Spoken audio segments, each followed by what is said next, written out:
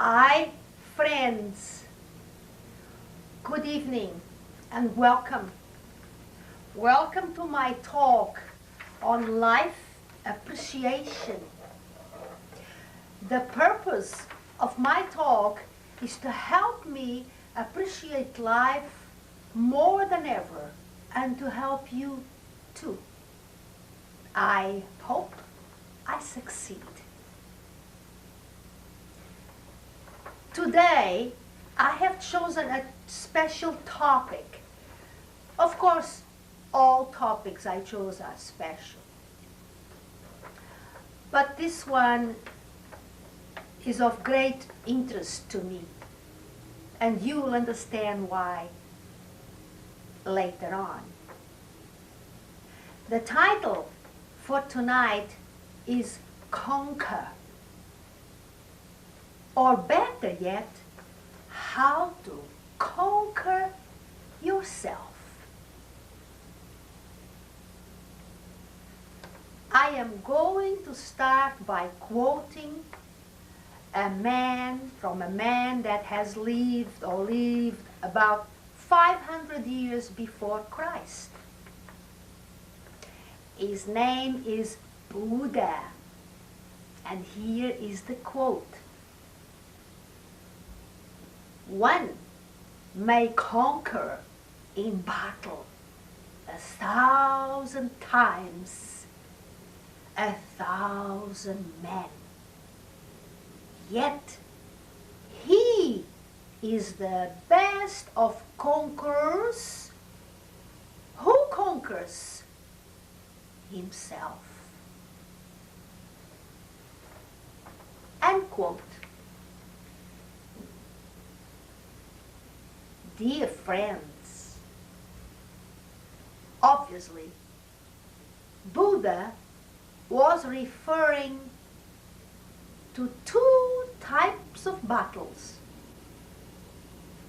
One is in the fields out there where we see the enemies. The other one is in here.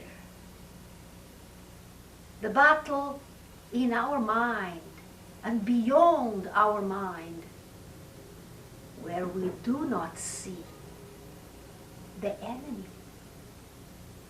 And the problem or the trouble is that most of the times we do not even understand that there are constant battles going on within all of us.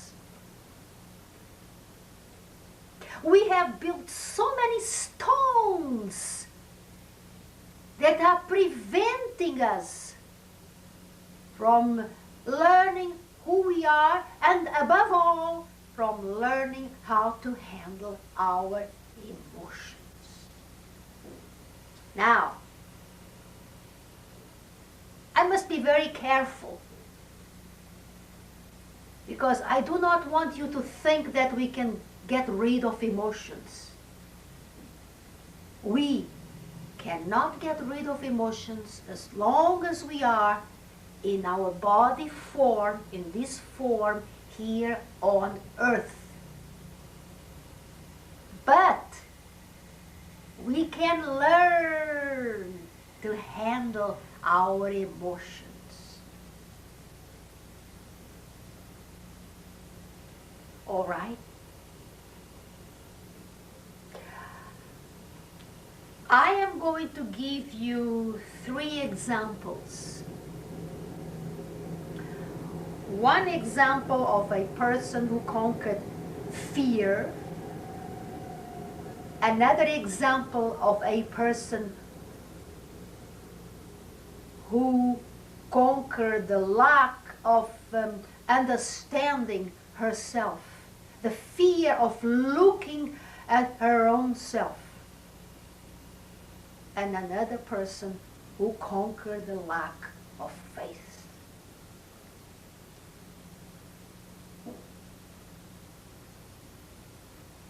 The first example has to do with a man who lives in Australia. and his name is Rodney Fox. And he loves to swim deep in the ocean. So he became a diver. One day he was swimming and swimming and swimming, and guess what he saw? He saw a shark. He encountered a shark somewhere deep down in the ocean.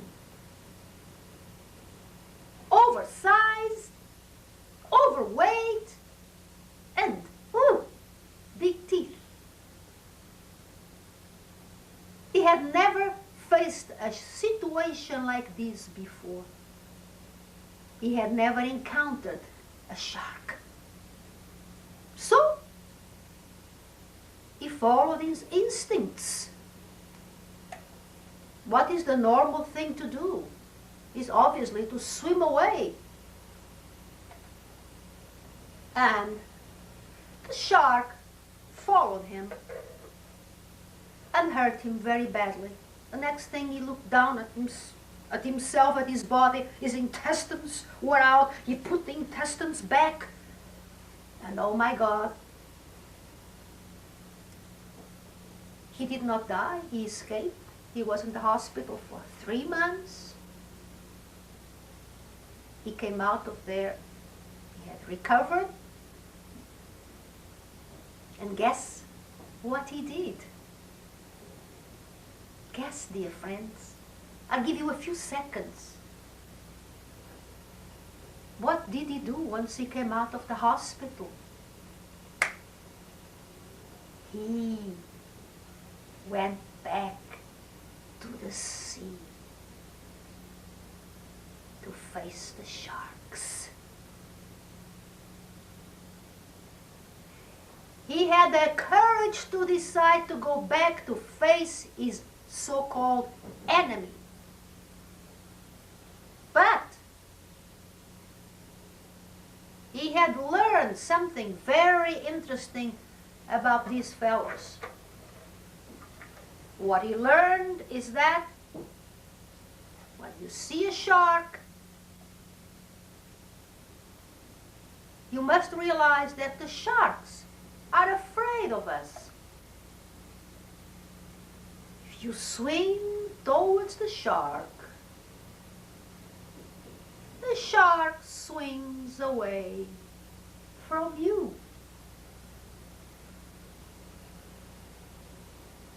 Yes, these huge big fellows with lots of teeth are afraid of us.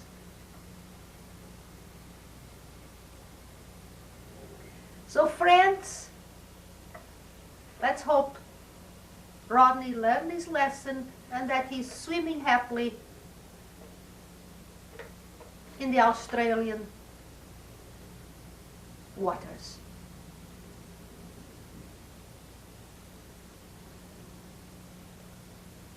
The shark is nothing but a symbol of our fears, of his fears, of everybody's fears. And friends, there are millions of fears out there, as there are millions, billions even, of people. We all have our own fears.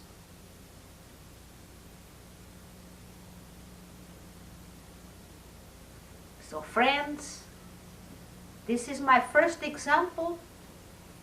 Second example has to do with a woman that had problems.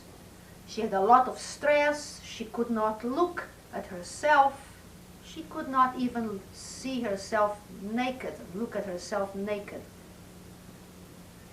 And she went to the therapist for many years, probably several therapists, until one day she said, enough! I am going to try something new. I'm going to find some other path, some other way. And she did. She found a group of people that wanted to actually, they wanted to, they were nudists, and she went in the nude and spent many weekends somewhere up in New York, 4 or 5 people in the nude by the ocean. I must say that they did not see themselves naked, that they were all in some kind of need to look within themselves, to look inward, and this was their choice. She recovered. It took her a while, but she is no longer afraid to look at herself in the mirror, naked or dressed. But she had to choose to go out there and face the fears and face the enemies that were inside in her mind.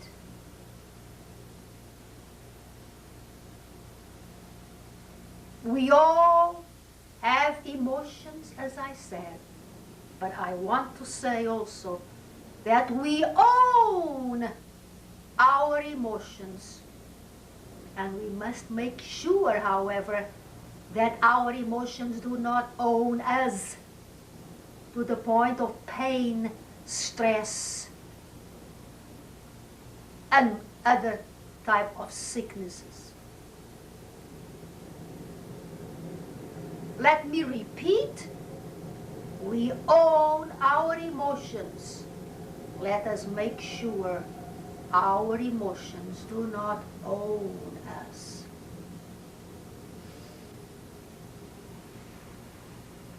Now,